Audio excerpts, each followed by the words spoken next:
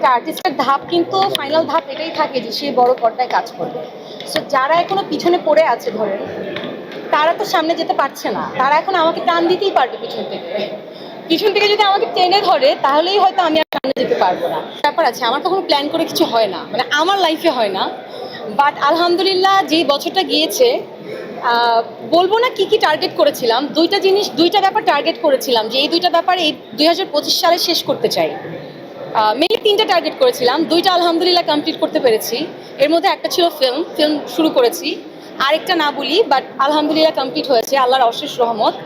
So আমি খুব একটা প্ল্যান করি না, আমি যতটুকু মানে আমি আসলে গো উইথ দ্য ফ্লো পছন্দ করি। সো ওই জায়গা থেকে কিছু প্ল্যান আছে। আমি একজন অ্যাক্ট্রেস, আর্টিস্টের পাশাপাশি নিজেকে কোনো একটা জায়গায় দেখার ইচ্ছা আছে আমার। হয়তো আপনাদের দোয়া থাকলে আর সাপোর্ট থাকলে আমি করতে পারবো 2026 সালে।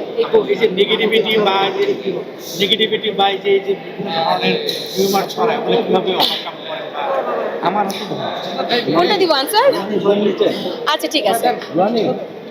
I love the way I am এই জন্য যে প্রতিটা জায়গায় আপনার নেগেটিভ থাকবে, আপনার পজিটিভ থাকবে। ইউ হ্যাভ টু চুজ, আপনি লেফটে যাবেন নাকি রাইটে যাবেন।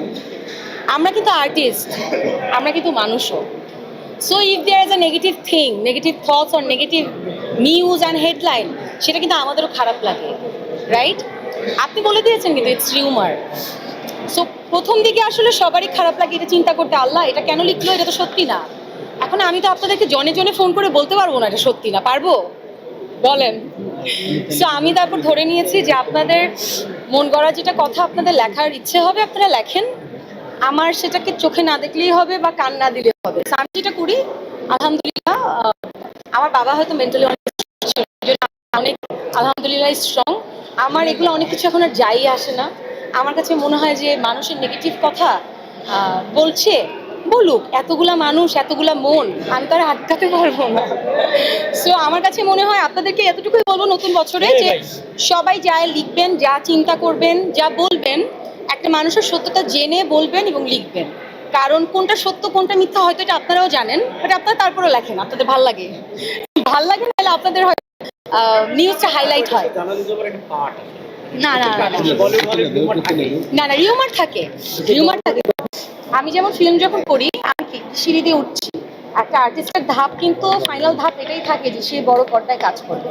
সো যারা এখনো পিছনে পড়ে আছে ধরেন, তারা তো সামনে যেতে পারছে না, তারা এখন আমাকে টান দিতেই পারবে পিছন থেকে যদি আমাকে টেনে ধরে তাহলেই হয়তো আমি আর সামনে যেতে পারবো না। So it's part of life. Suppose আপনারাই চিন্তা করবেন যে আমি যখন ফিল্ম শুরু করি, আমার ফিল্মের শুটিং শুরু করলাম, এরপর থেকে দেখে অনেক নেগেটিভ থিংস আসতেছে আমার লাইফে।